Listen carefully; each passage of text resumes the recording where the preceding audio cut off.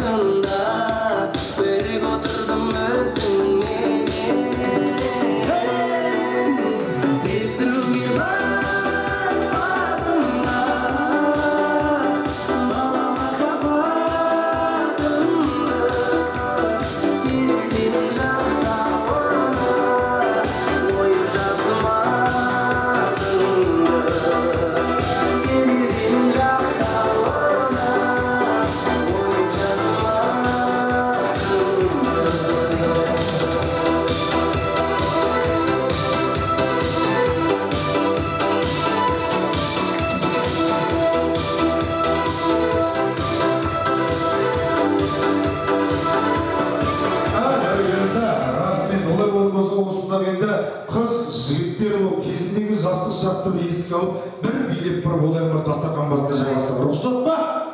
Ай, бәрекелді. Қанекей класстастар барша ортаға жақсылатып білейік. Ескілай қанекей. 20 жылда артқа тастай қанекей жаңа. Сіздердің құрметтеріңізге 80 жерлердің құрметті қанекей. 80 атла. Шап! 80 атла жасы қанекей.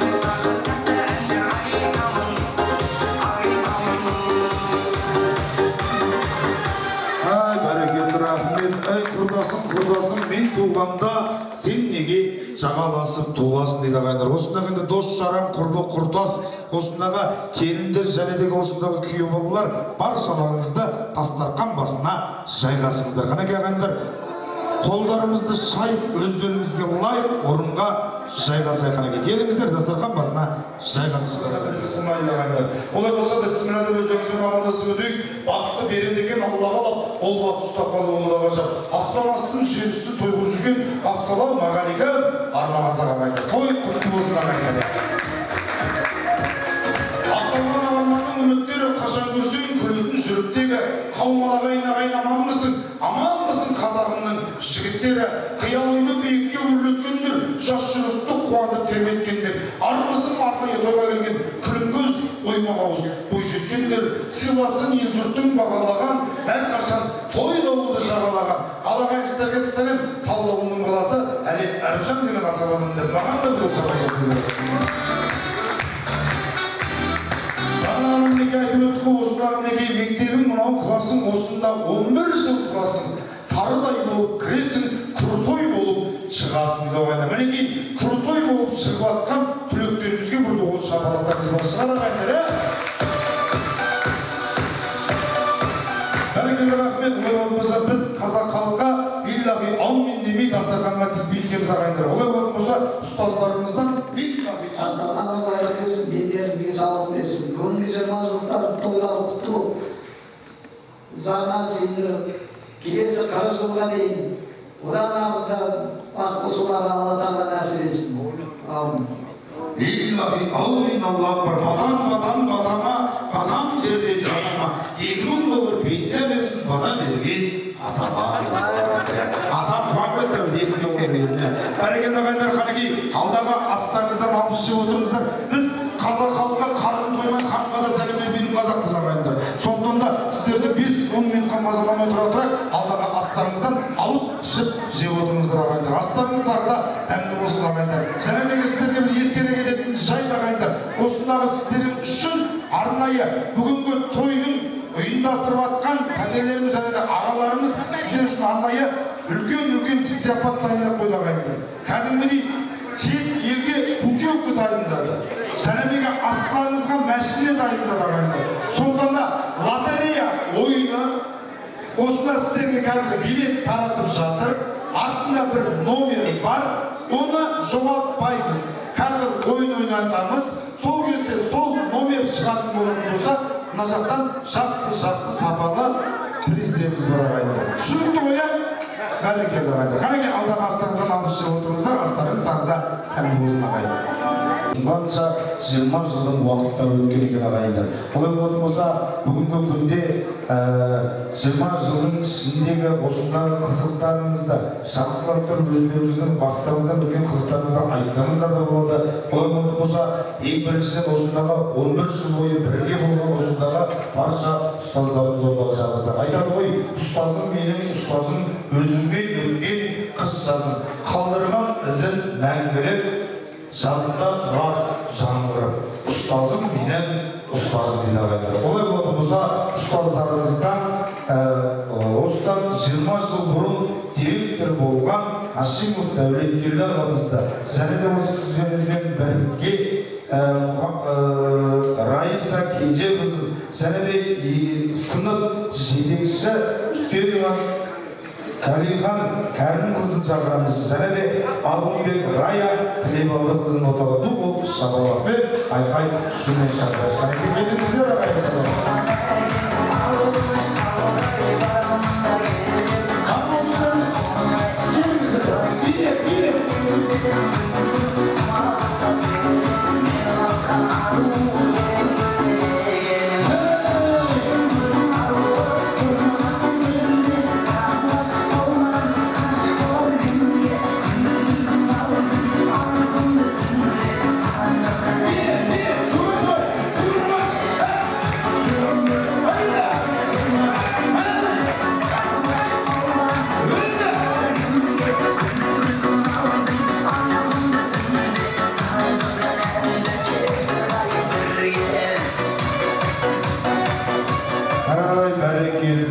Тәтемін айтсаңыз бәріңізді шақырыңдар. Аналарға, қазіргі күндегі ұстаздарымызға бір қол шапалақ соғыңыздар, шақырыңдар, қол шапалақ қойсыншы.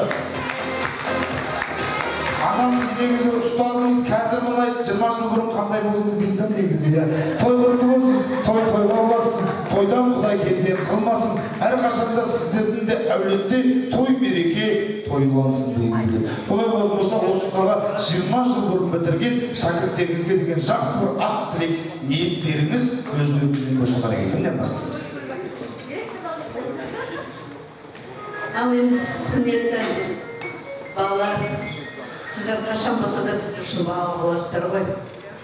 Біз өте қуаныштымыз, сонда жақсы отырмыз. Бізді шақырып 20 жылға кездесуге, есімізге бағана мектепте сонша әңгімелерді айттыңыздар, сабақтан қашқанын, сабаққа кешіккенін, мұғалімдер үйлеріңізге барып оятып сіздерді сабаққа есте барып, әуелі емтихандарға да сондай болған ғой. Енді оның бәрі бір жағынан жақсылық, есте бірдеңе қалды, бірдеңе ойлайсыңдар, еске саласыңдар дегендей. Ал менің тілейтінім аман болыңдар. Қайда жүрсеңдер де аман болыңдар, отбасыларың аман болсын, бала-шағаларыңыздың қызығын көріңіздер, сол балаларыңыз сіздерді қуанта берсін, біз сіздерге қарап біз қуанып жүрейік. Үлкен рахмет, Алла разы болсын бізді шақырғандарыңызға, ұмытпай дегендей. Сол үшін тек қана жақсылықта кездесейік. 30 жыл дейді, 40 жыл дейді, 50 жыл дейді, соған Құдай жеткізсін бәріміз. Аман болыңыздар, сау болыңыздар, аспанымыз ашық болсын. Әрқашанда осындай жақсылықтарға кездесіп тұрыңыздар.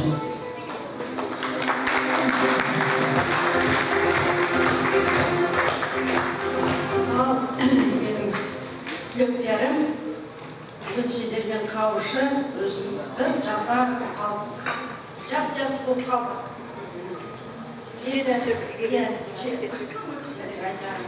Бағана мұхит айтармын, hadislerinde ben durma geçti ailemiz. Ay sizlerle kutladım mı kutlamam mı?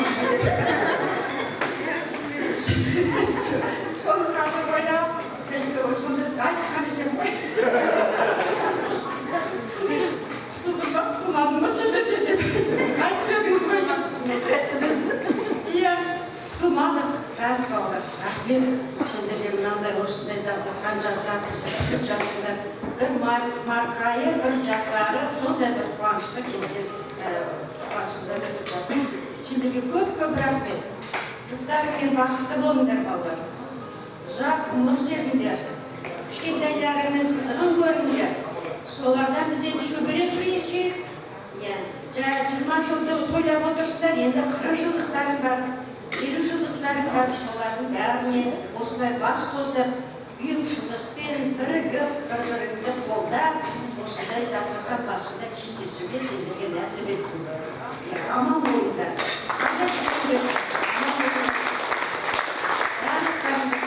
Бір қызметтің адамдарысыңдар.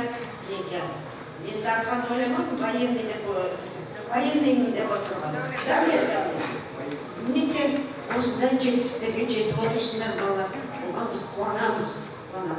Сондай балаларымыз сондай жақсы көрінсе, бізге үлкен қуаныш. Сондықтан балалар сендерге үлкен рахмет айтамыз. Аман болыңдар, қайда болсаңдар да. Жақсылық тілеймін. Аман болыңдар.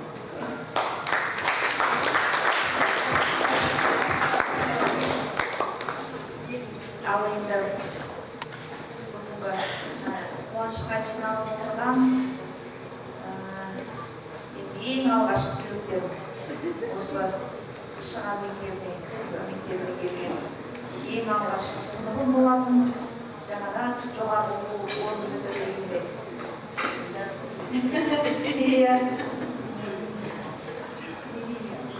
Ең бір жан тербеткен кісі 20 жылдан кейін сыныптаста бас қосып мінекей апайларына бәрімізді шақырып сый құрмет жасап жатырсыңдар. Рахмет. Әрқайсысың мен үшін ыстықсыңдар, мен үшін енді бір тамаша естеліктер қалды ол күндерден. әрқайсысын жеке бір тұлғасыңдар.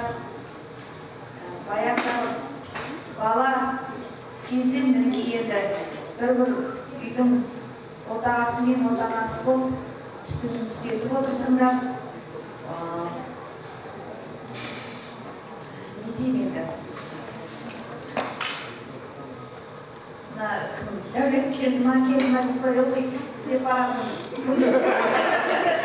Сайқанды де, ой, барып деп шағып саламын. Сол дәулет бізден бағым.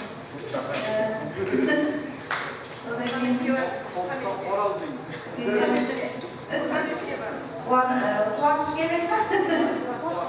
Қуат жоқ. Барлықтарымды түгендеп отырмыз мұнда. Кім бар? Қайсы кел, қайсы ғой деп үлкен азаматшалар болып өздерінде бізбен бірге әріптес болып отырсыңдар. Рахмет мына жайған дастархандарына,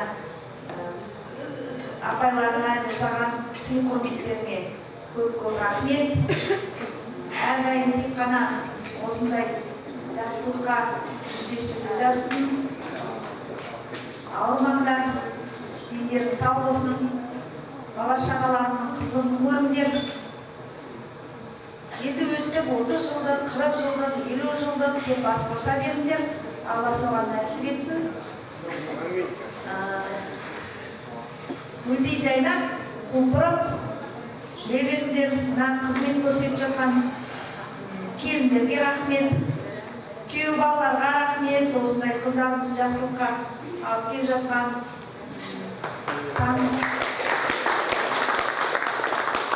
танысқанымызға қуаныштымыз. Әрдайым біздің жүрегіміздесіңдер. Бәрібір сол оқушы бала қалпында қаласыңдар көз алдыңызда.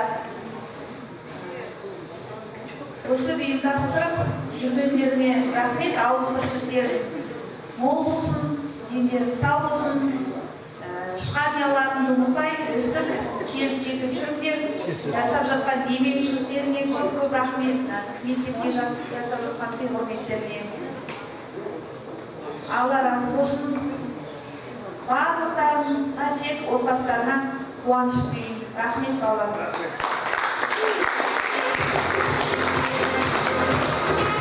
Бәрекелді.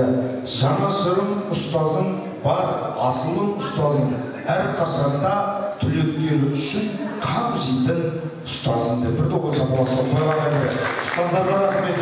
Айтқан тілек ниеттеріңіз қабыл болсын. Айтқан тілек ниеттеріңіз шәкірттеріңізге келіп ап, кетпей қойсын. Айтқан ақ тілек ниеттеріңіз өз бастарыңызға келе берсін. Негізінде той кәдесіз болмайды. Тойға ниетпен соны сұрайды деген ғой. Тәтімде бір-біріне қарайды өйді, шапалақ бар ма? Тойға ниетпен соны сұрайды деген ғой. Бәрекелді. Бал арасы бал береді, шағатын ұмытпа, ит артынан ереді, қабатын ұмытпа. Мінсең атта көнеді, тебетін ұмытпа, тойға барсаң сөз береді, сөз сөйледі ұмытпа.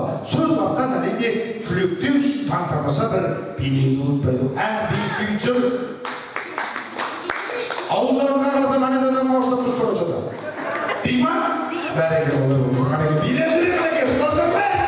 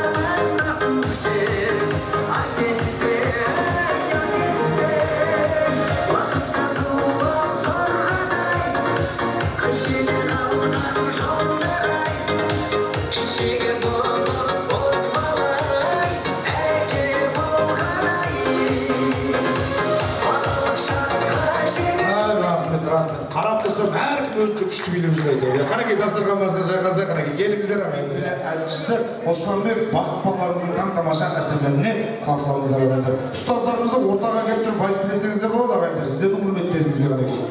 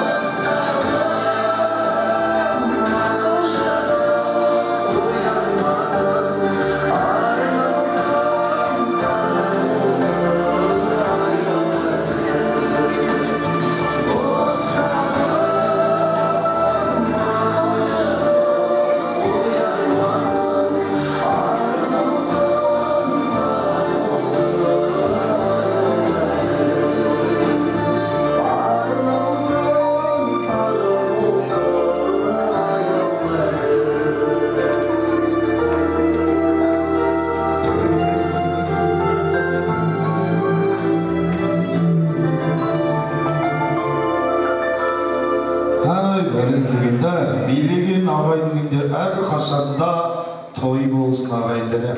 Не деген шапалақ, не деген қошемет. Ана шапалақ тоқтатуды күлмес қайда. Алдыңыздар ғой.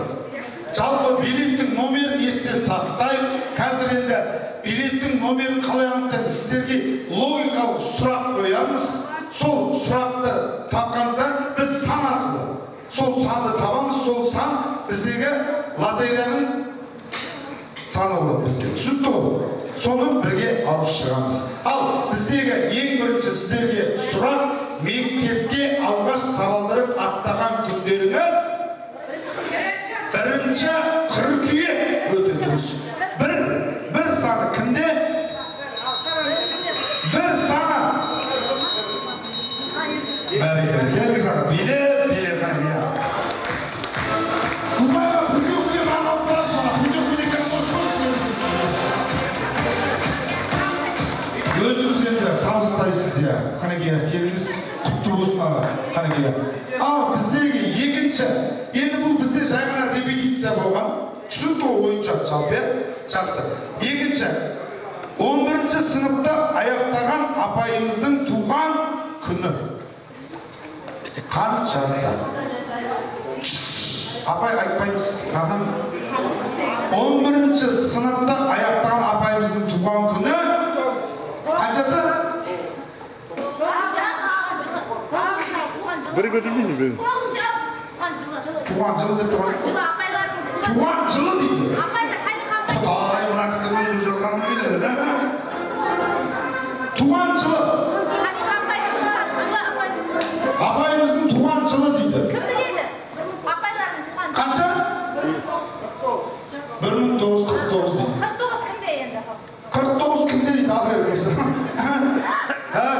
Қанеке келіңіз, шапалақ қанеке ағайдар, шапалақ.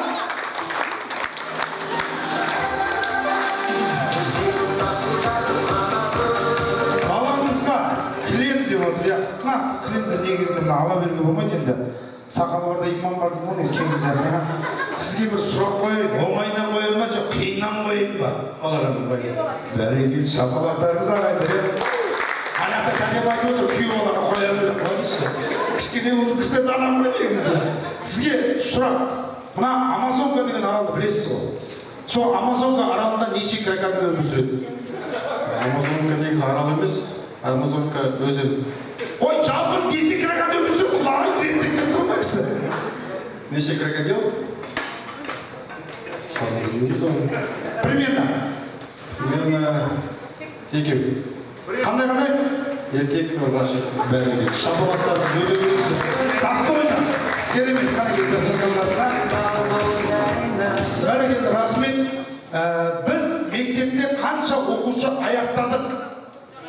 Қанша оқушы болып аяқтадық?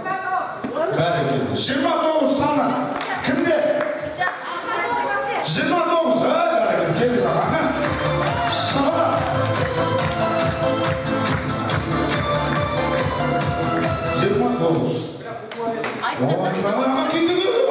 Мамақшы асықшы келді, басында кіріп бар оны. Басында кіріп бар өздері негізі асықшы деп негізі. Сізге сұрақ қойын, оңайынан ба, жоқ қиыннан ба? Бәрекелді. Қалай дейді? Бойдақ? Ай, бәрекелді. Бойдаққа тем более жақсы сұрақ негізінде. Қалай? Ағаң бойдақ. Ай, бәрекелді, я. Сөздің көркі мақал, ердің көркі тоқал. Шапалақтарыңыз.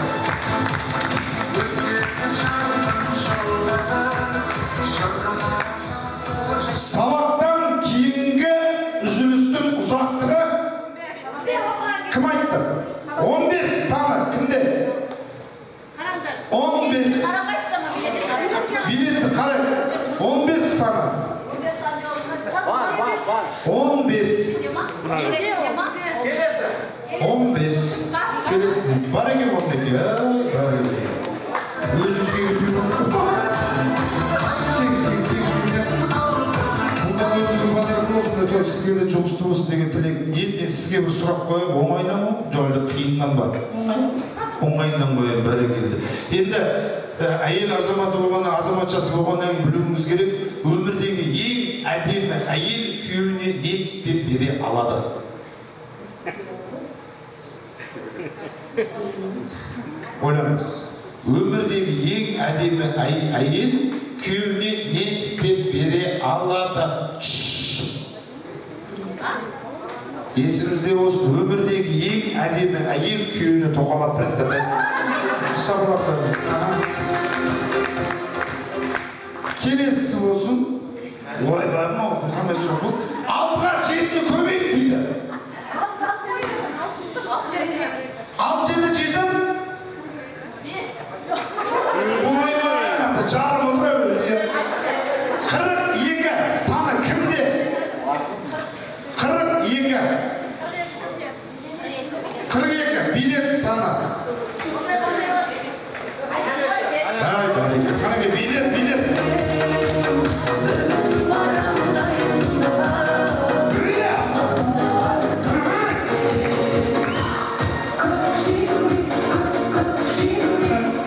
Рахмет, аға, сенің биің осындай ма, жоқ жүрісің осындай ма?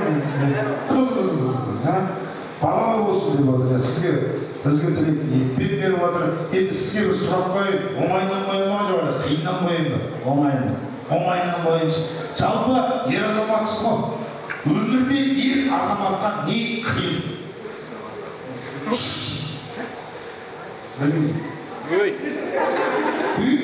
Өмірде ер азаматқа не қиын? Ойбай, тоқал алу қиын деген. Жарылмайсың. Не қиын? Ойбай. Точно.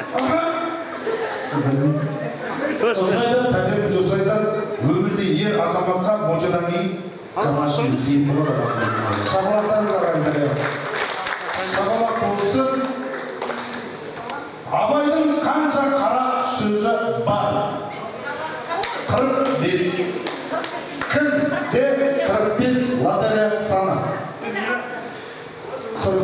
өзіңізге бара беріп отырсыңыз. Аманет жақсы, өз-өзіне иә. Келесі, аттестат алған күндеріңіз 16 саны кімде? 16 билеп шығасың.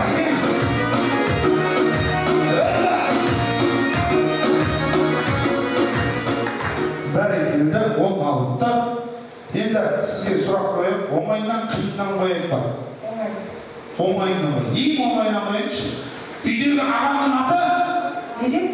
Шапаладан дұрыс жоқ. Ең оңай сұрақ дедіңіз ғой. Ал енді біздегі тағы да болсын. Үздік оқушының бағасы қандай? 5. Саны кімде? 5 саны. Лотерея. Саны 5. Әй, бәрекелді. Биле бар.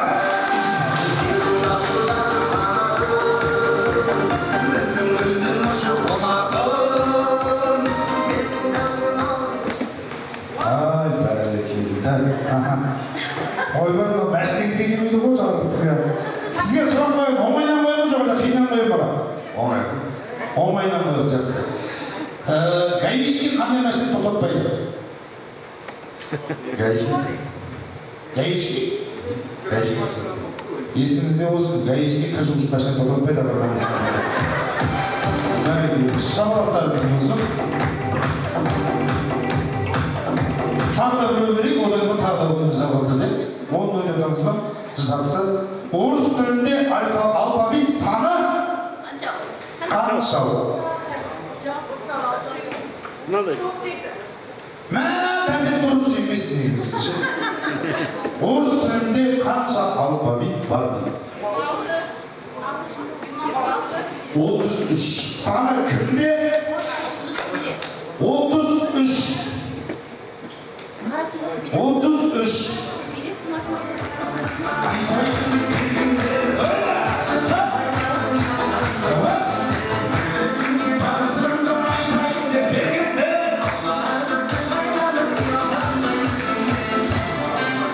Ай, бәрекелді, 33.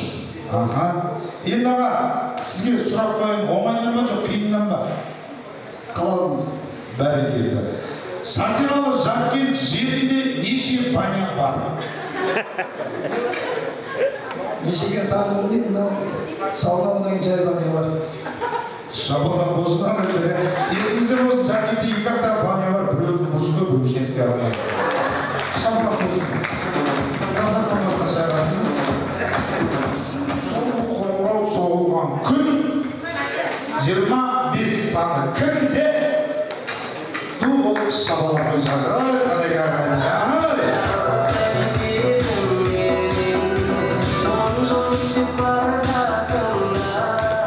Маған кейін бір қарай, дәдеме бір қарай, маған не сұрақ қоймен қойыңыз. Дастархан басқа шайғасыңыз, өзіңізге, ағайын келіңізде.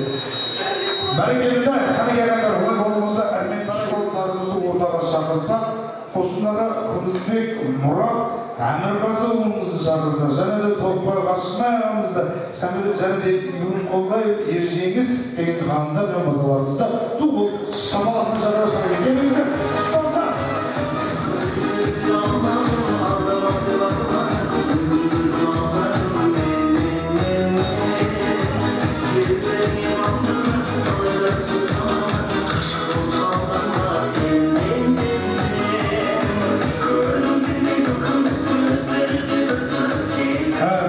Негізіндегі осында отырған шәкірттеріңіздің ең сүйікті пәні дене ғой.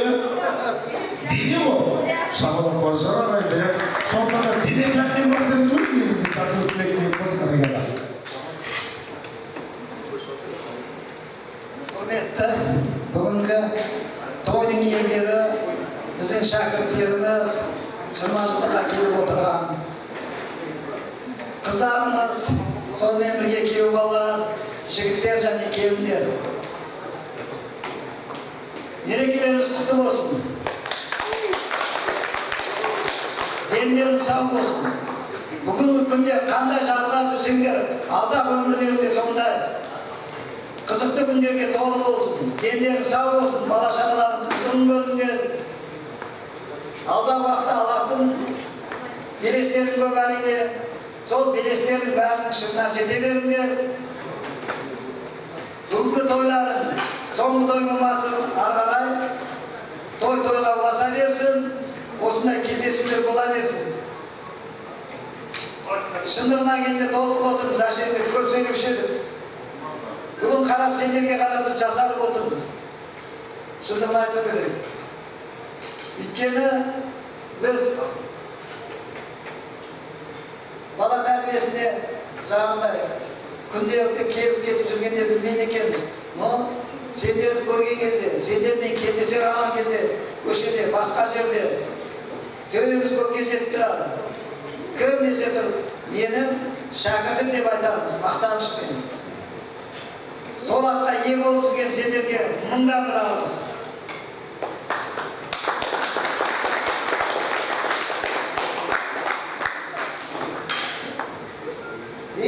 Алдағы уақытта да өздерінің тәрбиелеп жүрген балаларын сендерден де жоғары биіктерге жетсін, Алла Тағала соған жазсын дейміз.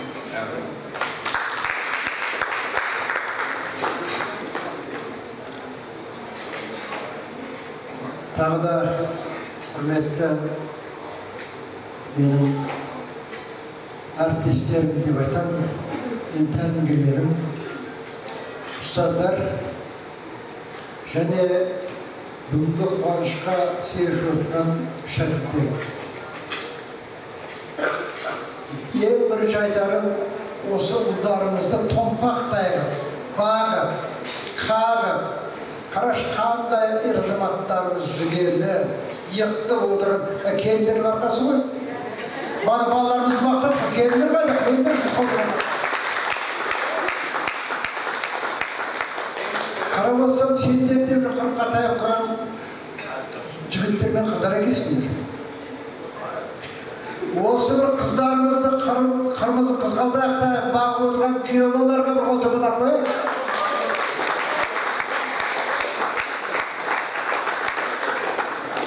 Дей тұрғанмен де ер азаматтар мақтана береді екенбіз. Мен отағасының, отбасының ұйытқысымын деп жоқ. Ең бірінші Бауыржан құлақ айтпақшы біздің батыр қыздар. Екі жақты танымайтын ел таныстырып, ортаға алтын көпір болып отырған қыздарымыз бұл. Құрметті жандарым, мына бүгінгі басқосуларым керемет өтуде. Бағана өздерінің біраз кездесу болды, айттық қой.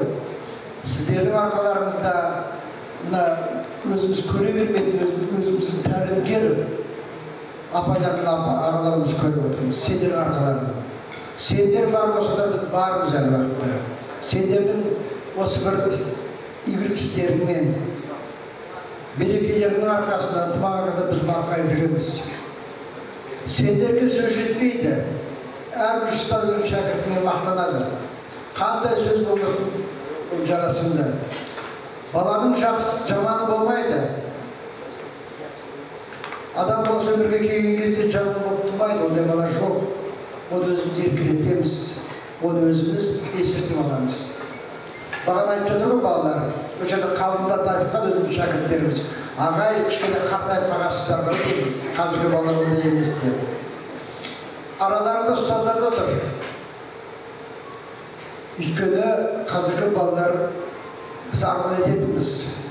Информирование дейді ғой, жан-жақтан қаңғарылған балалар.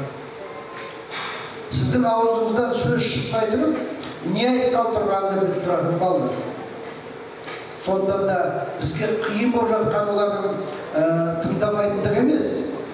Олардың сен түсіндірмей тұрып, ақыл айтпай тұрып, сенен бұрын ақпаратты алып тұрғандығы ғой. Осындай білікті балаларымыз көп болсын. Әр уақытта жақсылықта, қуанышта кездесейік. Мынау менің шәкіртім деп мақтанатсақ, біз мақтанайық. Мынау менің ұстазым деп мақтанатсақ, сіздер мақтаныңыздар.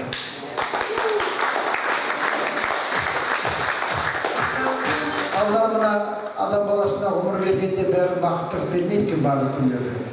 Бақытты күндер ғана береді екен. Сол бақытты күндер көп болу керек. Ассалаумағалейкум, құрметті бүгін қонаққа жиналған қауым, ұстаздар, 20 жылдық түлектер. Күні кешке дейін мына бағана жас тілектің бәрі сіздерге айтылып жатыр.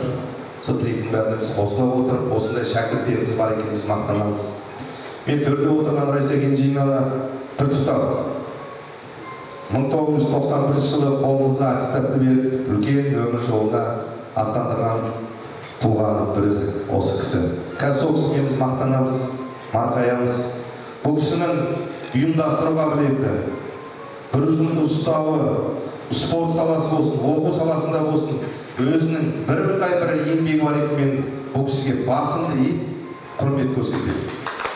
Осы кісінің арқасында біз күрделі, қиын да жолды сүрінбей өттік десек те болады. Қаншама қиыншылықты да көрдік. Сол мұғалім саласына бет бұрдық. Құрметті 86 жылы туылған 20 жылдық түлектер, сіздермен біз мақтанамыз, ауыл мақтанып жатыр. Жас түлектер айтып жатыр. Оның бәрін айтып берсек, бір күн, бір түн өтеді. Ауылға жасаған, мектепке жасаған жасықтың өзін ауылдың бәрі айтып жатыр. Мақтанышпен айтып жатыр. Сыртқа тұрмысқа шыққан қыздарымыз, осы қыздарды 20 жылдықта алып келген күйеу балаларға мыңда бір алғыс. Біз өткенде басымыздан өткен небір қыздар келе алмады. Алыста қыздардың өзін звондап шақырып, өзінде бір дастархан басында біз бас қосқанбыз. Сіздерге де мың бір алғыс. Аман болыңыздар. 20 жылдық кездесу дегенде бір есеп қой. Ең қызықты сәттің бір осы 20 жылдық кездесу.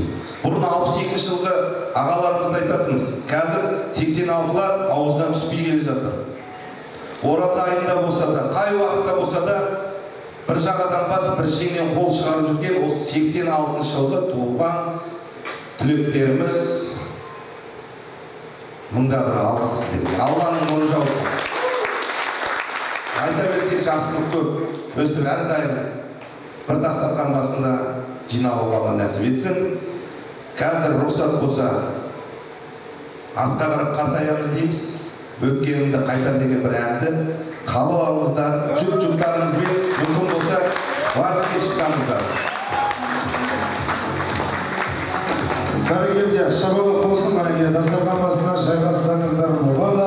Олай болып болса, осындағы құлақ сылайғандар. Ауыздарыңыз әнде, құлақтарыңыз әсем әнде болсын. Ас келеді, аспен бірге бас келеді. Басқа бата керек, батаға әрине ата керек, ата болмаса әбзәтіне бір апа керек демеші. Үлкен асымызды ғана алдырайық әреке ағайындар.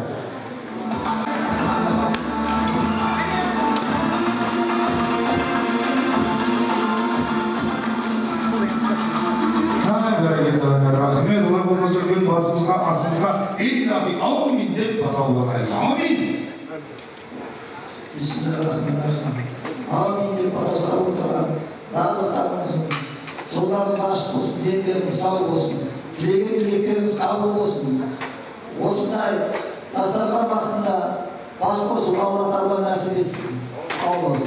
Иллахи аумин. Аллаху акбар ағайындар. Қанеке ағайындар, үлкен асымызға бата алынды. Алдағы астарыңыздан алып ішіп жеп отырыңыздар. Олай болмаса сіздердің құрметтеріңізге ұстазымыз ағайымыздың құрметіне таң тамаша әсем ән болсын ағайындар. Ауыздарыңыз дәмде, құлақтарыңыз әсем әнде болсын ағайындар.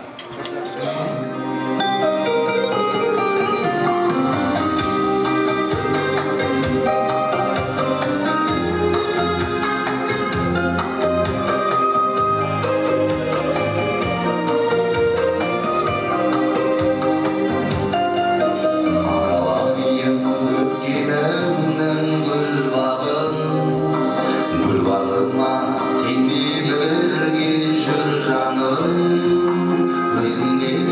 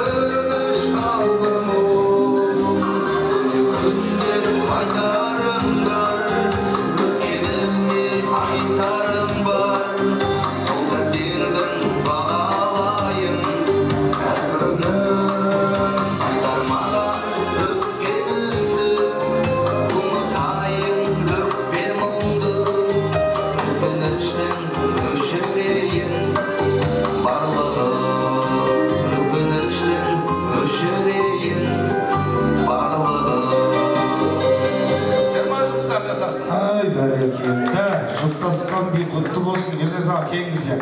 Мінекей, келіңіздер ағайындар, әрқашанда осындағы ұстасқан қолдарыңыз әрқашанда ажырамасын деген білет. Енді ағамызға не тілейміз ағайындар? Сыңғырлаған даусыңыз кең далаға жетсін. Сыңғырлаған даусыңыз бесіктегі балаға жетсін. Ержеңіс ағамның жанында Қайрат Нұртастың өз садаға кезінде бір долша бал соқтыңыздар, мен ағайындар. Осындағы енді барша 86-лардың күйеу балаларына төссіз бар екен ағайындар. Төс тақырып қарайды, бұл шабалақпен мінекей. Күйеу балалар.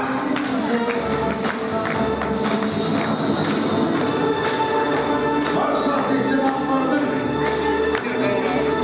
артынан деп отыр.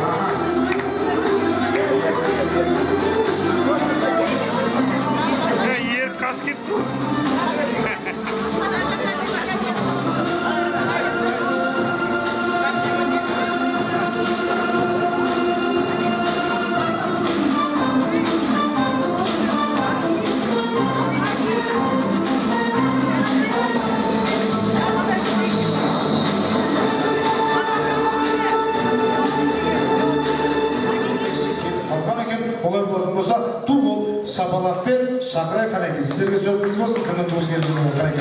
Шапалақ!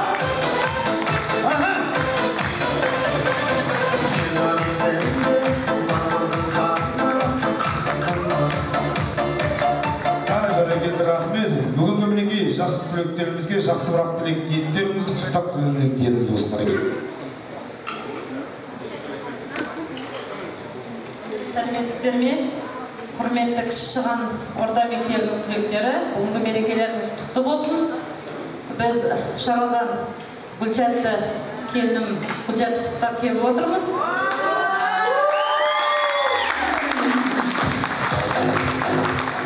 Мерекелеріңіз құтты болсын Гүлчатты. Барлықтарыңыздағы осындай жақсылықтар тілеймін. Бас қосуларыңыз көп болсын. Тек жақсылық болсын. Толық тұрмын, не айтады? Бәрекелді. Шапалақтарыңыз қана келгендер. Құтты болсын. Сіздерді бүгінгі 25-ші мамыр мерекесіне құттықтаймын. Осыдан 20 жыл бұрын 11-ші сыныпта аяқтапсыздар. Аман-есен келесі 40 жылдыққа аман-есен жетулеріңізге тілектеспін. Мұнда біз білмей қаттық, құдамыз бағланмен, құдағайымыз Мерует бар екен. Сіздерді де құттықтаймыз, жырмазлықтарыңызбен. Кешіріңіздер біз Гүлчаттың бастасы екен деп білмей қаттық. Құттықтауымызды қабылдауымызда.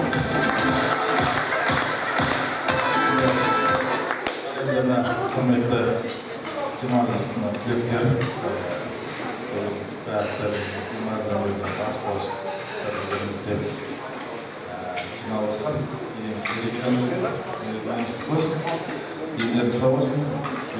Гүлчаттың ағасын бағлан менің құда балам, неге құдағи елдеріңіз сау болсын енді. Және осы жерде Гүлчаттың біраз бағланның осы жерде кеді ойламаумен құдар елдеріңіз сау болсын. Енді 20 болса келесі жылдар 25 жылдар төлеймеңіздер. Ендеріңіз сау болсын. Көрген баршаңыз қандай көріңіздер. Жұмыстар жемісті табысты болыңыздар. Аман болыңыздар. Ассалаумағалейкум, құрметті орта мектебінің осыдан 20 жыл бұрын бітірген түлектері. Бүгінгі мерекелеріңіз құтты болсын. Бүгінгі күн, бүгінгі жақсы мереке сіздер үшін. Дендеріңізге саулық, отбасыларыңызға амандық. Биылне 20 жыл болды. Енді бұдан кейін 30 жылдық, 40 жылдық бас қосуларыңыз көбейе берсін. Сіздерді оқытқан ұстаздарыңыз аман болсын. Сол ұстаздардың жолдарын сіздерге берсін. Жан-жақта жүрген сыныптастарыңыз аман болып, осындай бас қосуларыңыз жалғасын таба берсін. Бүгінгі мерекелеріңіз құтты болсын. Бәрекелді. Рахмет. Айтқан тілек ниеттеріңіз қабыл болсын. Айтқан тілек ниеттеріңіз періштенің құлағына шалынып, Аллам өзі бір қабыл етсін деген біледі. Айтқан тілек ниет өз бастарыңызға келе берсін, келе берсін, келе берсін. Осындағы бүгінгі күнде туған туыстарды құттықтап келіп отырған ағайындарға бір шапалақ бар шығар ағайындар, рахмет.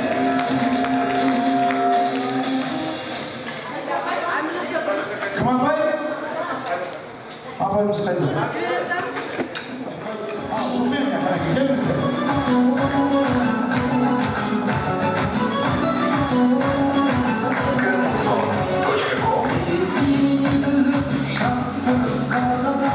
Бәрекелді, рахмет. Мінекей Шыған орта мектебінің осындағы 2004 жылғы жас түлектеріне деген тілек ниеттеріңіз қандай өздеріңізден болсын.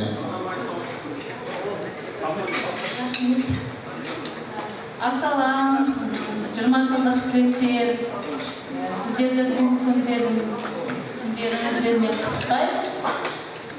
Бәріңдерге денсаулық, зор бақыт, заманымыз тыныш болсын, аспанымыз ашық, бейбітшілік өмірді сүрейік. Осымен тоқтап қалмай 25, 30 жыл, 40 жыл бәріңдер аман болыңдар. Сонымен құттықтаймыз бәріңдерді. Айданға келген едік.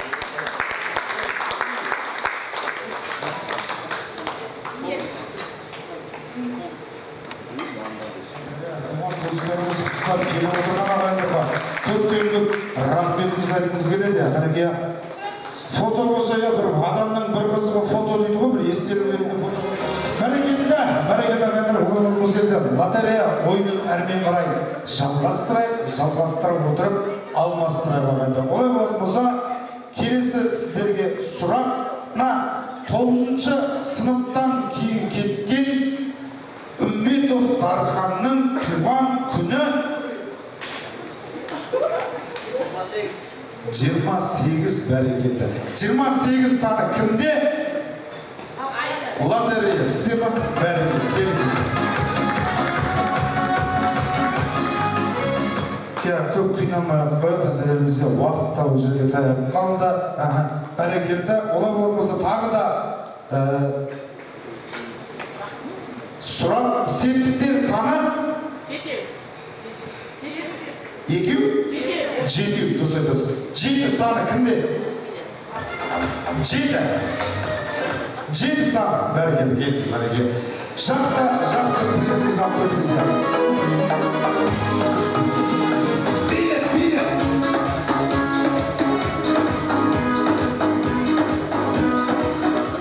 Вай, тәдімеуізді, күштауызды. Бізде енді келесі 9-да 9-ды осыда қанша? 18 саны кімде? Бәрекелді, келіңіз аға. Шабақы, шумен алады.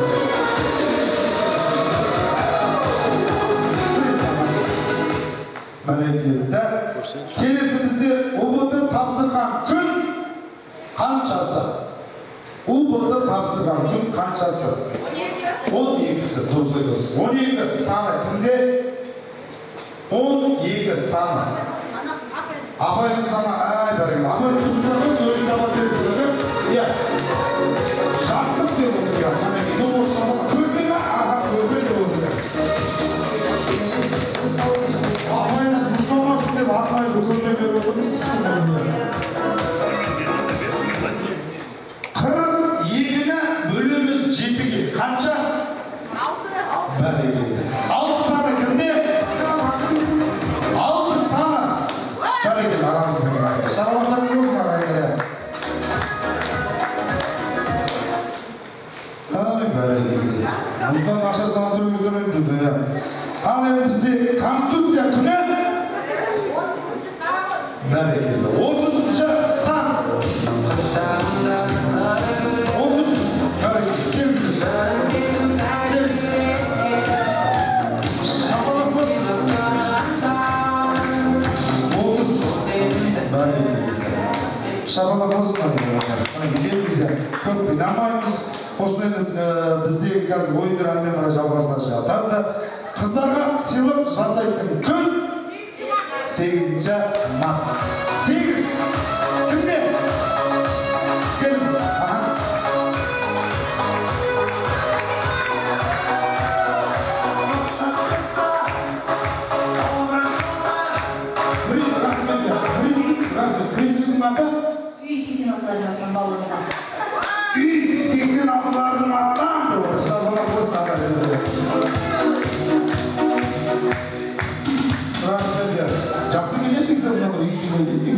бәрекелді. Ағылшындағы алфавит саны қанша? Бәрекелді. 26 сан кімде? 26.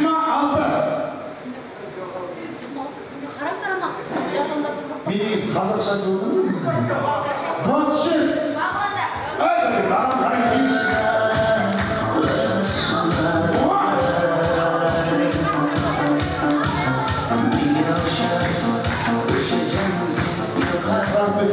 Ағама пима берген қалай еді негізінде? Олай бәрекелді. Енді 20 жылдыққа қанша жыл бұрын уәделесіп кездесеміз дедік? 20 жыл бұрын. 20 саны кімде? 20. Автокөлік.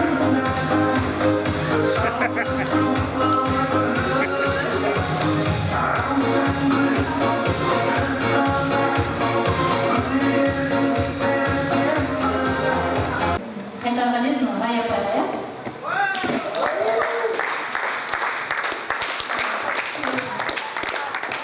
Шапалаттарыңыз қана келеді. Рая апайымызға. Құтты болсын абай.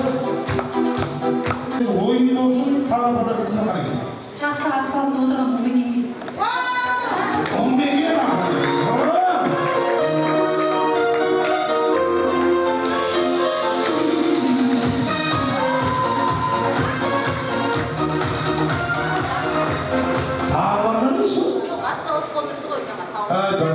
Тауып бана сұрақтарға ат салысып отырған ағайындарға деген білесіз. Осында негізінде біздің сыныпта Құдай бақсын білесіздер бітпейді ма? Айда жаңағы шабалақ болсын жаңайды. Сіздерге жұмысты болсын. Осында біздің сыныпта старосты кім болды? Бар ма осы? Қайда? Кеңіз. Дуғыл шабалақ болсын ағайындар. Ошаға қойыңыз, көрмей келіп отырмыз негізінде. Сыныпта жалпы өзіңіз активный болдыңыз ғой негізде. Енді сыныптың жалпы барлығын білесіз, танисыз, е? Өнерлерін білесіз. Бәрекелді. Олай болмаса маған 5 жігіт, өлең айтатын 5 жігіт керек. Өлең айтатын жігіт кем еді? Әлі демейтін қазақ жоқ. Кез келген шығарыңыз. Кім? Бағлан. Асқар, Бағлан. Кім? Келіңіздер, тағы? Екі дархан да бар. Қанекей, дұғыл шамалықпен келіңіздер. Аталар кісіздер. Келіңіздер. Виле. Ағай, келсін, тақай. Чек.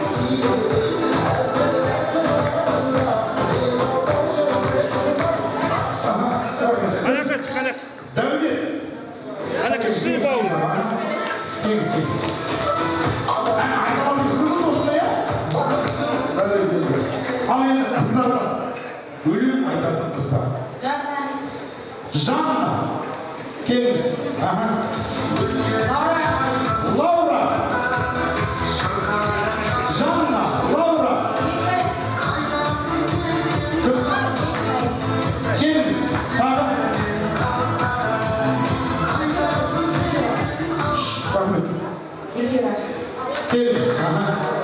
Келіңіздер. Дұғыл шабалақ болсын ағайындар. Жадыра ханым, келіңіздер.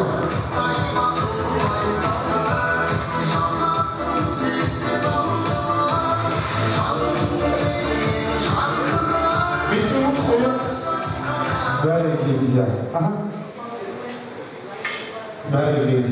Бәрекелді. Олар болмаса осыдан енді ұстаздарымыз ағыласын құттықтауға жүрсек деп отыр. Рұқсат білесіздерден деп отыр ағайындар. Рұқсат сұрап отыр ұстаздарымыз. Бәрекелді аппаратымдарымыз жүре берейік осыны ағайындар. Енді ойынның шарты қазір бізде осы уақытқа дейін негізгі 11 класс біткенше ұстаздың сөзін тыңдадық қой. Сол ұстазды қандай әріп айтады, сол әріп бойынша кез келген өлеңнің басы болсын, аяғы болсын, ортасы болсын, мейлі ол орысша болсын, ағылшынша болсын, сол өлеңді әріптен бастап кетуіміз керек. Түсінді ма ойыншақты? Түсінді. Ал кеттік. Қандай әріп? Ойбай, сразу мына бастады. Ула! Лейла, қалқыма. Бәрекелді, бар. Бір-бірімізді қайтарамаймыз. Ула! Рахмет. Ула! Бір. Екі. Ойланайық. Ула! Бір. Ула! Ойланайық тағы дейміз. Ула! Ладушки, ладушки, жив. Ал кел. Сіз аяғыңыз өтіп болған кезде шабалар бозбай айтады. Ула! Қанша дегенде тамағын өсіп біледі негізі. Ула! Лаңғыши. Лаңғыши деген ал қана кие айтып Осы асық қойды. Балалар, біз енді ана жаққа барайық. Оларды құттықтап қою керек. Олардың дастарханына бармаңдар, мына абайлар келмей қойды деп олар да ренжиді. Сіздерге көп рахмет, көңілді отырыңыздар. Әрқашанда сіздеріңізден осы күлкілер кетпесін. Көктемдің гүлі сияқты қыздарымыз құлпырып отырыңыздар. Жігіттер азамат болыңыздар. Одан ары жақсы азамат болыңдар. Аман болыңдар, жақсы отырып, жақсы қайтыңыздар. Рахмет сіздерге. Рахмет, ұстаздарымыз сіздерге де рахмет. Өсіп сыйлап келіп отырған ұстаздарымызға үлкен рахметімізді айтып. Ана кімге келді? Ләйлі білме. Сіз өзіңіз құрастырып кетсе, айтылды. Ләйлі, қалқаны айтылды. Айтылды. Айтылды, сол.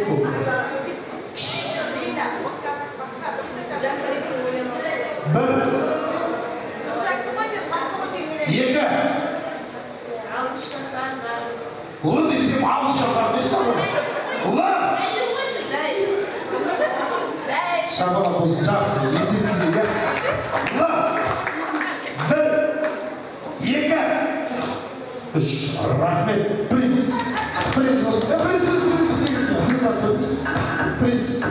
Приз сұрадық, сізден сұрамады. Ұлы! Лабадан. Қандай? Лабадан. Бар ма мен бір айтып көрсеңіз шағын?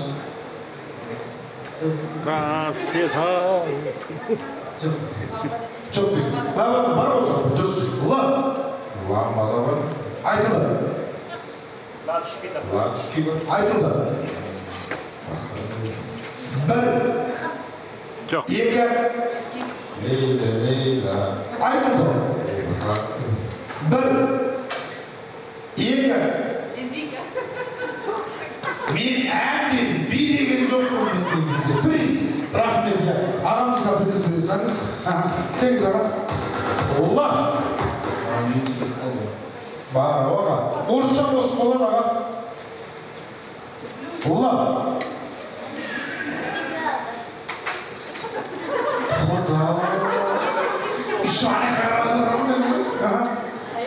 Жақсы, бір мүмкіндік берейік бұл сөзімізге тағы да бір не болсын. Сіз босалсыз қиын біздің намын бір қандай?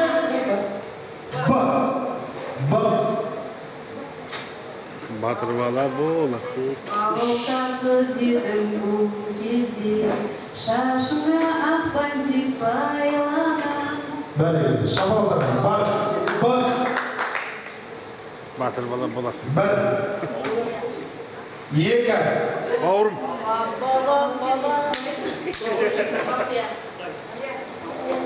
Не балқия?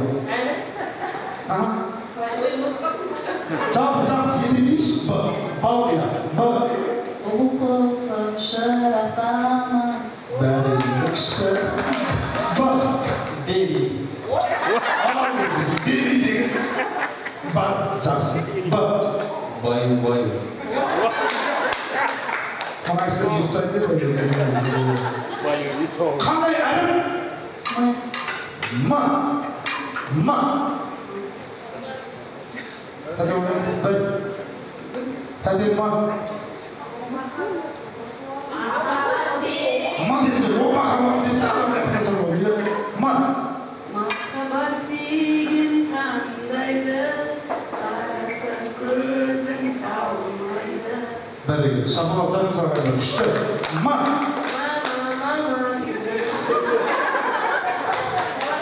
Жақсы. Мама бар, жақсы. Мама. Мама тоже. Мама, милая. Маза айтса болады. Сен қандай мама? Еще екеуі де мама деп тұр ғой негізінде. Не білесіңдер мамалық қандай осындай? Ма. Анасы айтып жүр. Ма. Тәте бір. Тәте екі. Жақсы. Бар. Ма. Мекеге апарам мамасын. Мекеге апарам мамасын деген бар ма? Бар, бар. Бар ма? Бар. Жақсы, қабылдаңыз. Ма? Сразу жоқ деп уағып қойсың. Приз берсеңізші, приз. Приз берсеңіз. Аха. Біздегі келесі әріп болсын қандай? На. Ой. На. Тәте, на. Бір. Наурыз. Қайсысы? Наурыз туғанда. Бәрекелді, жалпы түсінікті. На. Тәте ұшасын ал. Екі тәте. Үш. Еще ұшасын сұрай бердеген бала келді. Приз. Аха. Жеңіші, на. Надежда. Надежда бар ма? Бар. На. Не буду тебе искать. Міне, Надежда дейінші, не буду искать деген бала келді. Шабалақ болсын міне күшті. Жақсы. Тағы қандай әріп? Қазақстан. Аха. Қара бауыр тасталды қайда. Десең. Бұрбылдап дейін. Шабалақтарыңыз құтты. Жақсы күшті. Қал. Бәрекелді күшті. Қал. Бір. Қандай? Қызғалдақ. Бәрекелді. Бар бізде. Енді сіздерге мен қоямын. И. Бір. Екі. Иногда. Қай уақытта? Не иногда? И. Иногда я жду тебя. Иногда. Шабалақ. Келеді. Жақсы. Бар. И.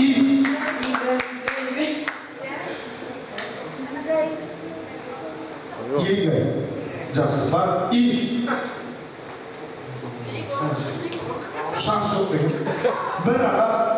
Ойлан аға. Болмайды. Ойласын бір десем екі де тұрған.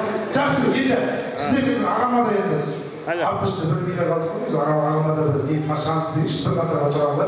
Bir қатарға. Енді ағам қазірғана бір еске түсірді. Ойынша өзгеру. Мен қазір бір санды айтам, сіз келесі санды орысша айтыңыз керек. Ал егер мен орысша айтып болсам, сіз келесі санды қазақша айтыңыз керек. Түсінікті ма? Түсінікті ғой, келесі. Сіз маған қосыласыз ғой, не аппустың. Два. Екі. Два. Два. Үш. Үш. Мен негізі нормально айтқан жоқпын, қазақша емес. Үш. Четыре. Пять.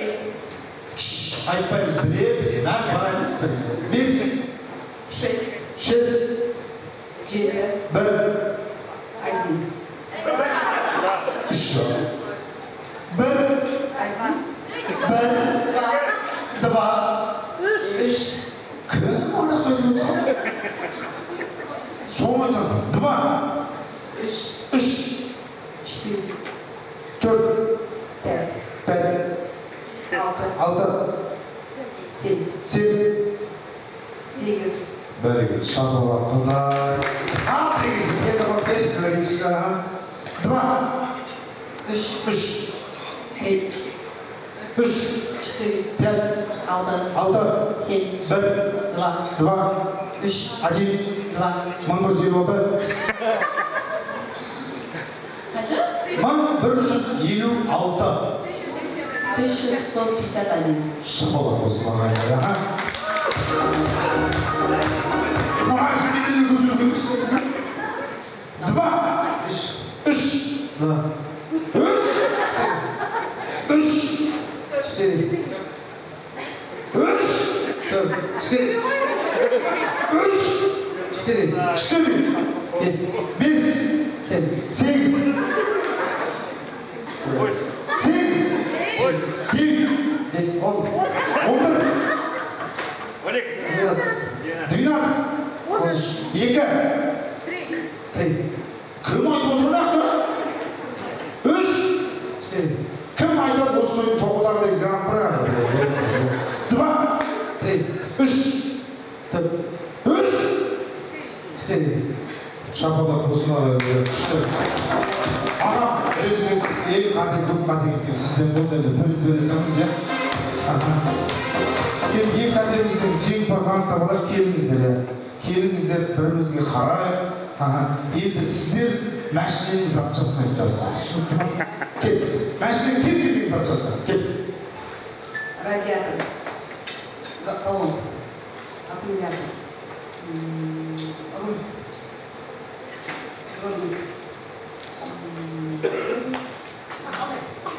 Бақалай.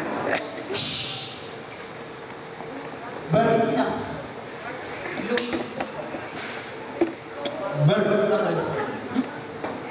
Баллон. Айтылды. Бір. Амортизатор. Амортизатор. Айтылды. 2 жарғы. Поворотник. Поворотник бар. Ручник. Ручник. Бәрекелді. Занимас.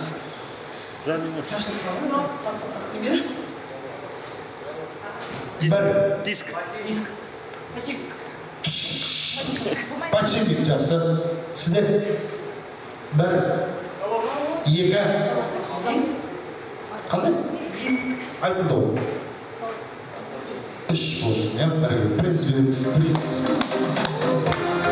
Приз. Максиге жеңімпаз. Приз. Жеңімпаз болып отыр. Құтты болсын. Қанекей дастархан басына жайғасаңыз болады. Кездесуге келген өнерлі қыз 20 жылдық кездесу деген статуэткаға жаңа қыз ие болды. Жақсы ғана қатысқан үшін. Шапалақ болсын, иә, бәрекелді, өте күшті. Енді келесі бір жақсы бір тілек ниеттен бұрын сіздер үшін арнайы құттықтау сөз тілек ниет бар. Жақсы бірақ тілек ниетіңізді осындағы енді бағалағана сіздер үшін арнайы осындағы 86-лардың қыздары төс тартқан болатын барша күйеу балаларды ортаға шақырайық. Асабаның алаңына, төріне, өріне шақырайық. Келіңіздер, 86-лардың күйеу балалары шапалақ!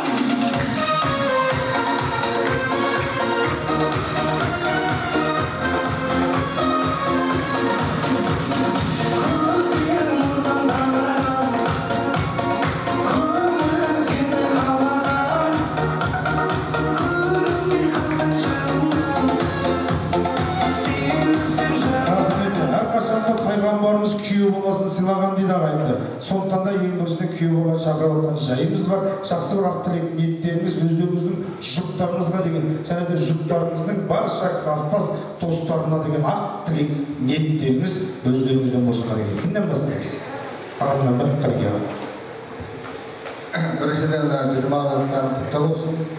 Бәріңізге негізінен ұстаздарымыздың бағынды сыйлап бәрін жақсы жақтап келді. Сол үшін рахмет.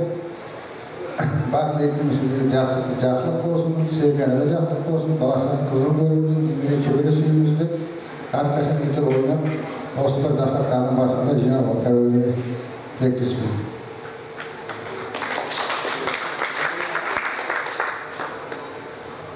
Ассалаумағалейкум, құрметті қыздар жігіттер,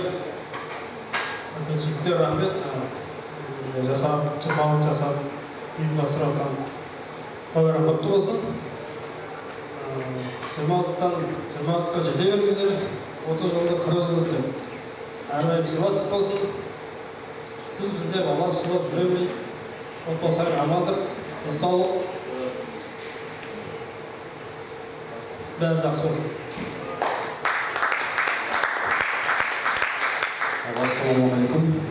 Жасап жатқан 20 жылдықтарыңыз құтты болсын.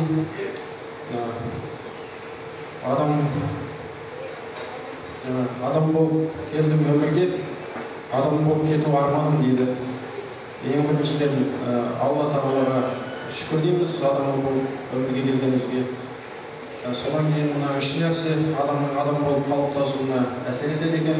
Ең алдымен ол ата-анасының берген тәрбиесі. Жаңағы сол тәрбие берген сіздерге ата-аналарыңыз аман-есен болсын. Сіздер солардың тек жаңағы үміттерін ақтап, болашақта жақсы адам болып қалыптасу кейін екіншіден әсер ететін ұстаздар екен. Төрде отырған ұстаздарымызды көріп, ол кісілерге үлкен бас иіп рахмет айтуға болады. Сіздер жаңағы ол ұстаздардың берген тәрбиесіне қарай, ол ұстаздарды сіздер жоғары төрге шығарып, қадірлеп отырсыздар. Сіздерге де болашақта сондай төрден орын берсін. Енді үшіншіден ол мына қоршаған ортасы әсер етеді. Қоршаған ортасы өздеріңізді көріп, жүзі жылыдан түңілме дейді. Өздеріңізді көріп, қуанып отырмын. Қандай керемет тәрбиелі жақсы адамдар. Сіздердің тек қана алдағы өмірлеріңізде тек қана жақсылық болсын деп тілеймін. Болашақта аңсаған армандарыңызға жете беріңіздер. Бала-шағаларыңыз сіздер төрге шығарсын осылай. Енді той жасап 20 жылдық жаңағы есеп беріп жатсыздар. Бұдан кейін 40 жылдыққа жетіңіздер. Мына бастарыңыз кемімесе 40 жылдыққа дейін көбейе берсін. Ұстаздарыңызда, орталарыңызда болсын. Әрқашан өстіп кең дастарханда той томалақта бас қосып жүре беріңіздер, аман болыңыздар.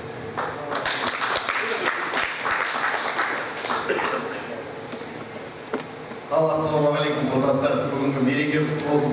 Абайлар, бүгінгі мереке сіздердікі ғой, мерекелеріңіз құтты болсын. Алла қаласа осы балалар 40 жылдыққа аман-есен жиналып, сіздерді тағы да тойдың төріне шығаруға Аллахым нәсіп етіп қойсын. Аман болыңыздар, сау болыңыздар. Бала-шағаларыңыздың қызығын көріңіздер. Бүгін осы 20 жылдық ұйымдастырып отқан бағлан ұйымдастыру оңай емес. Мен де ұйымдастырдым ғой. Анау мектепте қалай жуас болған балалар әлі күнге дейін ештеңе демейді группада, сөйлемей отыра береді. Сол қақсап қалған 5-6 бала сол сөйлейді. Қалғандар егер ақша жіберсе жіберіп, жібермесе қазір беріп жатыр соңғы. Мереке құтты болсын. Біз 86-лар өзі бір ауыр жылдар өмірге келгенбіз ғой. Біз туа салған кезде желтоқсан көтерілісі болды. Ләззатпен Ерболдан айырылып қалдық, қиын болды. Содан кейін енді міне класқа мектепке кіріп, енді мектеп табалдырығын аттап едік, ақша ұсып кетті. соңғы ұстарымызды білмей қалдық. Не теңге ұстарымызды білмей қиналған жағдайымыз бар. Ой, бәрі қойшын, бітті ғой бәрі. Енді міне бітірейік, кетейік мектептен, түлеп ұшайық деген кезде ұбыды деген бәлеге басымызды қатырып жіберген жайы бар. Одан кейін міне енді болды қойшын, бәрі бітті ғой, 20 жылдыққа кездесейік деп еді, соңғы қоңырауды алып тастады. Соңғы қоңырауда 86-лар ішінде бір арты ауыр біреу бар, тауып ұрып, соны жынын ұстап тастады. Мерекелеріңіз құтты болсын. Апайлар енді баяғыда білесіздер ғой өздеріңіз, мына баладан үміт күтемін, осы баладан бірдеңе шығады дегендер таксовать етіп жүр қазір. Мына баладан түк шықпайды, осы баладан бір фрит сотталады дегендер Аллаға шүкір қазір бай еді. Bir той солар ұйымдастырып жатыр мына жерде. Аман болыңыздар, жақсылық болсын, үйлеріңізде әрдайым той болсын. 20 жылдықтан 20 жылдыққа, 40 жылдыққа, 50 жылдыққа, кеше ғана 55 жылдық мерекені басқарып келе жатырмыз. 55 жылдыққа жетуге Аллахым нәсіп етсін сіздер, аман болыңыздар. 70-75-ге келген үлкен адамдарымыз 55 жылда бір-бірімен кездесіп, бір-бірімен қалжыңдасып, керемет нәсілдер жарасып жатыр. Сіздер де сондай жасқа жетіңіздер, сондай күнге жетейік, Алла қаласа аман болыңыздар. Жүгіріп жатқан жігіттер еңбектерінде Аллахым еселеп берсін өздеріңе. Сіздердің келіндер жүгіріп жатыр. Бағана төстік тартып жатсыңдар ғой, қазір ақшасын береміз. Негізі төстік дегенде үйге шақырып төрде отырғызып береді. Қазақтың салт дәстүрі бойынша енді қалжыңдап өзіміз құрдасып болғаннан кейін беріп жатсыңдар ғой, ақшасын береміз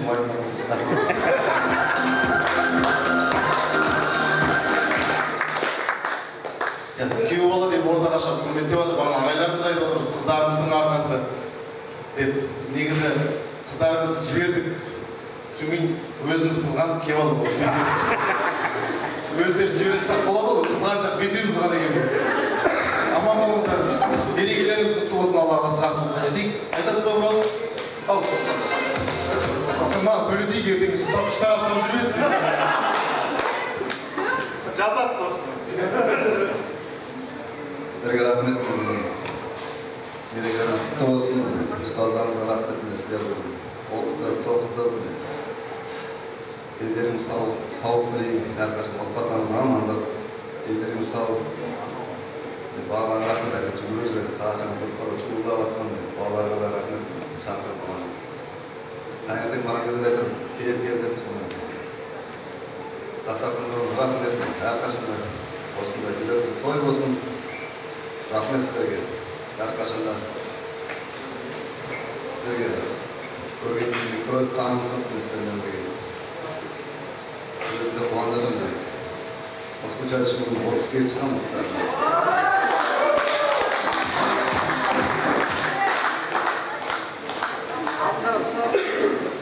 Рахмет, жаңағы айтып осы бесігімізді араласып. Шынымен жинайып болды, айтып. Ерекет айтып жатыр еді, жинап қойдық бәріміз. Қойдарыңыз құтты болсын мен, сізге сынатылар. Мейрамдарыңыз құтты болсын.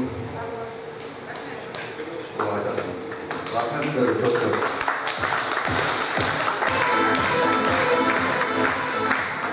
Андай стасын деген болды ғой, апайға тоқылдап жүретін. Стасын алған оған оңай емес, әзір қәрек сөйлеп. Үйге барып миын жийтіп Қычат? Нормально ма? Жеме, иә мені? Өзі әрем жүр. Аман болыңыздар енді, рұқсат болса бір керемет ән шырқайық ортаға шығып билесеңіздер. Рұқсат балалық шағыңызға саяхат жасайық, керемет ән. Кім сөйлемеген? Қайсыр? Сіз сөйлемедіңіз? Сөйлеп кетті ғой. Ана стол тоже тексеру керек. Халал емес ана. Кеттік ал билейік ортаға, иә? Жақсы рахмет болсын, балалық шағыңызға саяхат жасайық. Балалық шаққа саяхат кеттік.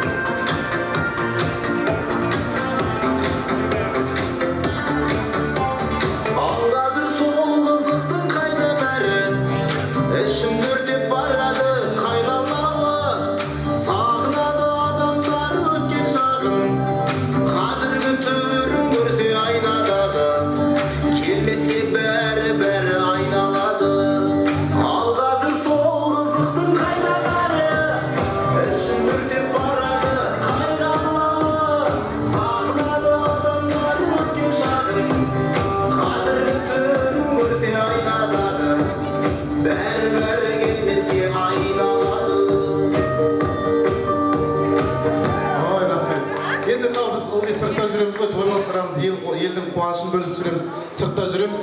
Сол кезде осы үйдегі отырған жарымыз біздіге поддержка беріп ылғи да сол үйдегі сіздердің класстастарыңызға арнаған ән бар, қабыл алыңыздар. Кетіп бәріміз кетеміз.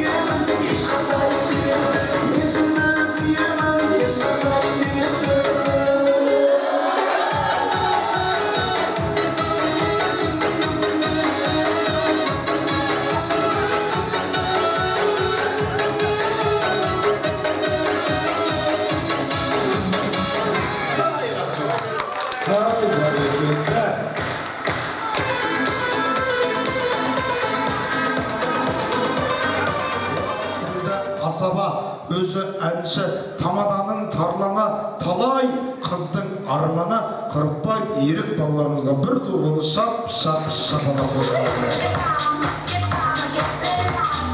Ерік ағау қандайсыз шекен қыздың арман деп айтты. Өйбә жегенде қорған дейсің ба? Алдайсыз бүйтіп жаркентте қор болып жүргенше неге Қазақстан даусына бармайсыздар? Тағы да бір самаса бәрекелді, осыдан енді мен жақсы, керемет билейтін маған бір 4 қыз керек еді. 4 қыз. Жақсы билейді деген. Өздеріңіз атап жіберіңіздерші. Жақсы билейді деген. Кімді? Маржан, Айгерім, Гүлшат, Умеке. Келіңіздер, аталған кісілеріміз санаген келіңіздер, аю отыр партада, екі қолы қалтада. Аты аталған кісілер, шығыңыздар ортаға. Қанеке? Келіңіздер.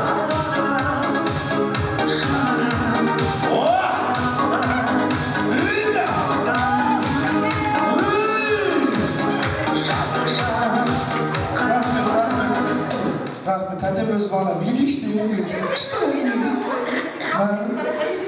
Бәрекелді. Маған енді 2 ұл керек. Жақсы, күшті билейді. 2 ұл кім? Қайратжан. Қайратжан ағамызды ортаға шақырайық, қане келіңіздер. Қайратжан ағамыз, қане келіңіз. Öyle. Yerler de olur, қане келіңіз. Ол да бек Ерлан. Yerler. Öyle.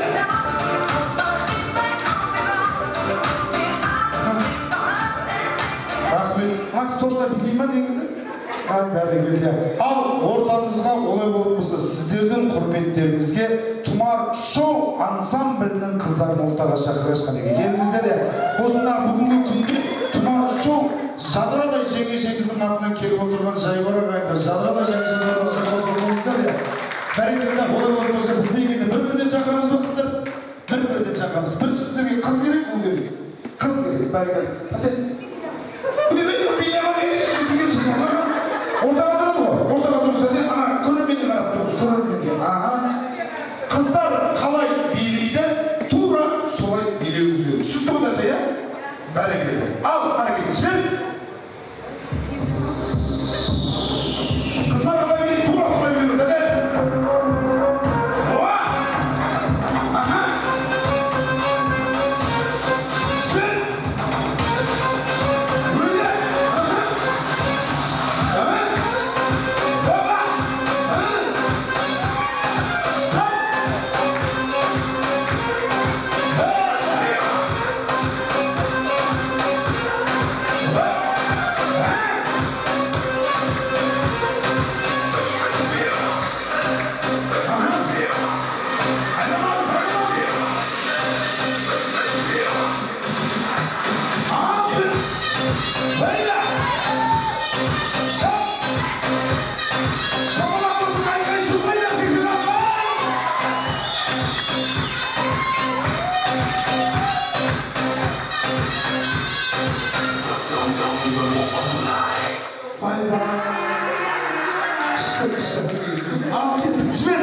Жібер. Аха. Аха. Өйде. Ойбай.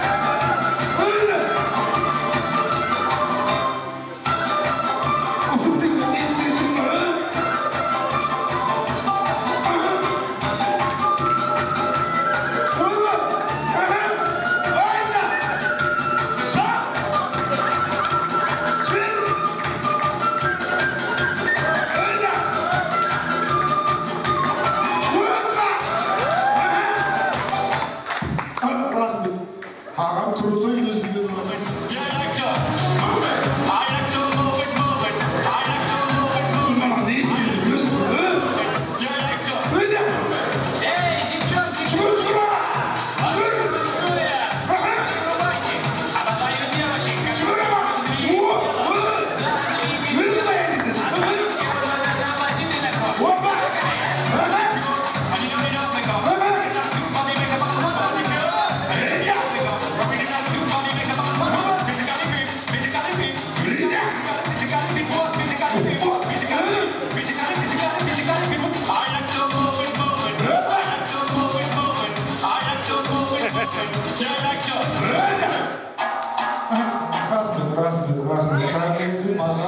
келесі би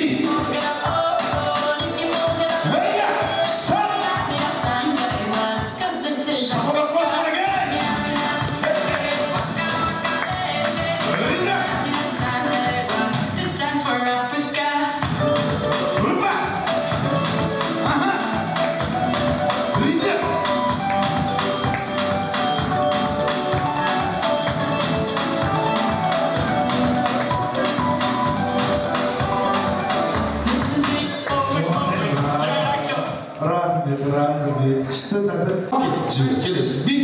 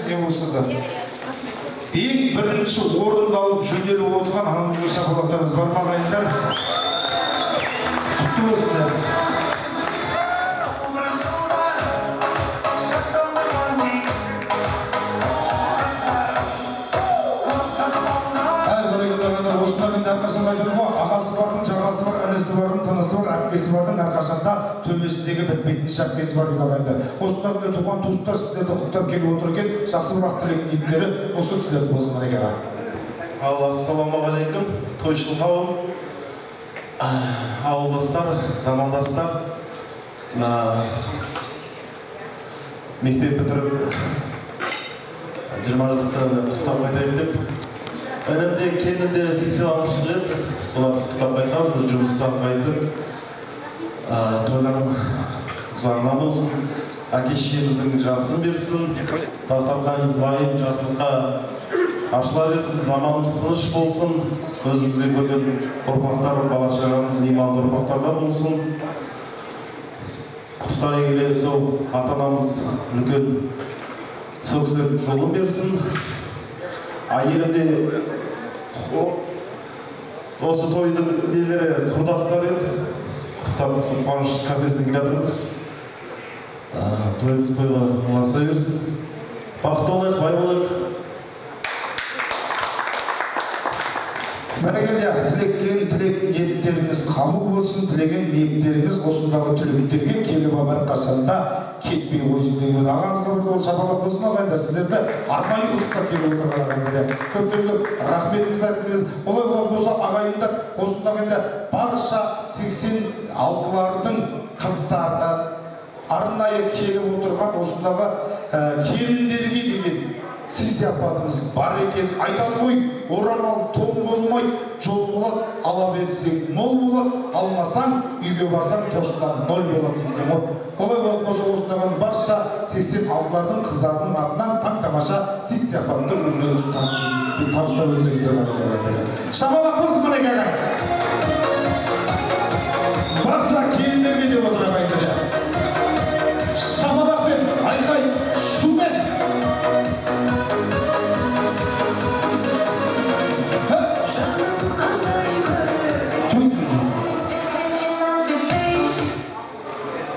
Ал құрметті қонақтар, осы уақытқа дейін бізге сабақ беріп келген Салиха апайымыз, Рая апайымыз, алтын уақыттарыңызды бөліп келгендеріңізге сіздерге мың алғыс, тәлім-тәрбие бергендеріңізге мың алғыс.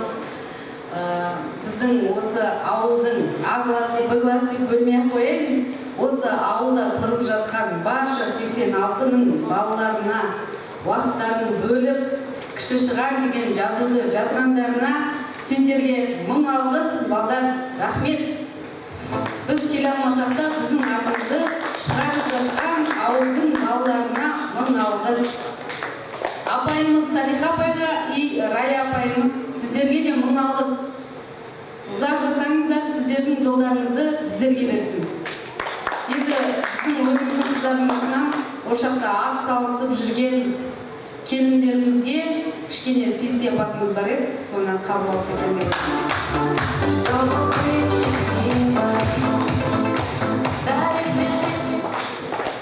алғыс хат. Қазақ қызы, сен ұлтыңның арысың, сәби ғана сүйгеніңе жарысың. Ұлы елдің ұрпақтарын жалғаған ұмай зере, тоғжандардың жалғасы деп пысық келіншек атауына ие болған, осы кішіған жазуына ең бірінші болып шашуын шашқан Қаулиева Гүлайым келінге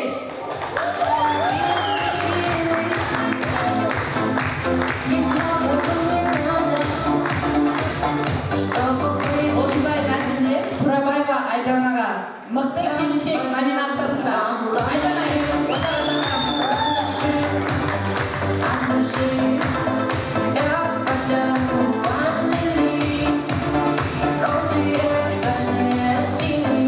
осындай мәтінде білімді келіншек Ордабаева Агерге ортаға шақырамын.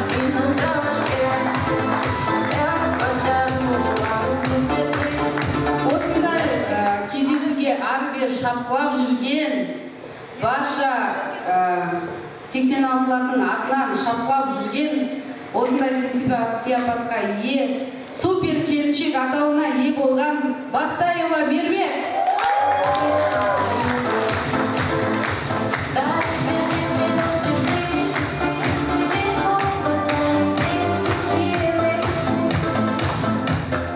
Осындай мәтінде Молдақұлова Бегайым ардақты келіншек.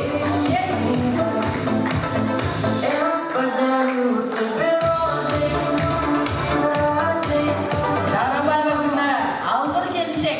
Ал келді бардара. Bütün балалар қауынетімізді қостық.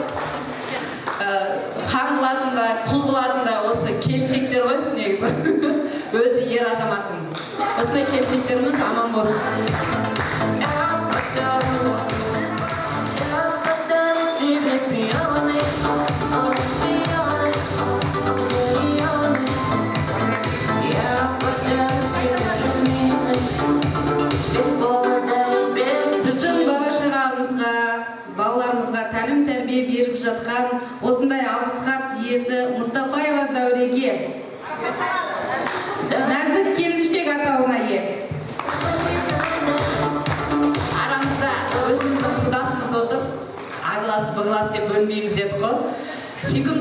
номинациясында өзіміздің құрбымыз Ақбаян.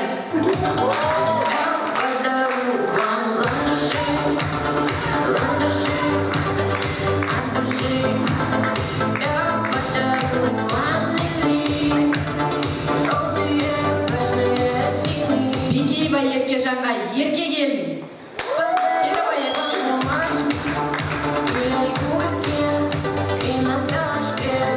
Осындай акция алысып қалыспай жүрген ортамыздағы келініміз Исмаилова Жұлдыз сұлу келіншек номинациясына ие болды.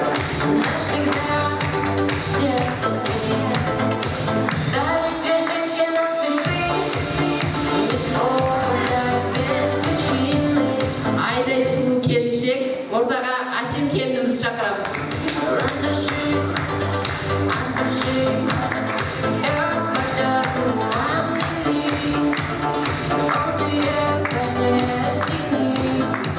Ал келіндер, сіздерге мың алғыс. Осы жерде біздің мерейімізді асқақтатқандарыңызға, сіздердің жігіттеріміздің осындай керемет ер азамат болып бір отбасының отағасы болып отқандар сіздердің арқаларыңызда. Осы біздің жігіттеріміз сіздерді алақандарына салып жүрсін, еңбектеріңіз жасын, бала шағаларыңыздың тек қызығын көріңіздер. Енді аздай болса осы сыйлығымызды көптей көріңіздер. Рахмет сіздерге. Туыс қыздар, бір кішігірім сый білдірген алғысымыз. Осы балалардың жанына қолғанат болып, анау 20 жылдық басталады деп декабрь айынан басталды ғой, осы группа құралып келе жатқан Бағланның бір жағынан шығып жатқан Мика, Гүлайдың әйтеуір естіп атамыз көріп. Рахмет қыздар, тек отбасыларына бақыт, әйел бақытын тілеймін, ана бақытын тілеймін, Аллам екі дүниенің бақытын нәсіп етсін сендерге. Тек қана бар жақсылық тілеймін. Бәрекелді, бүгінгі мінекей алып отқан номинацияларыңыз құтты болсын деген келеді. Және де Құдай қаласа Алла бұйырса 30 жылдықта, 40 жылдықта бұдан да биік жақсы номинацияларға ие болады деген үміттеміз. Ендігі күнде әр мықты ер азаматтың артында мықты әйел тұрады дейді ағайындар. Сондықтан да мықты әйел азаматшыларға бірді ол шапалақ шығады. Көп рахмет, келіңіздер, дастархан басына жайғасыңыздар ғана келгендер.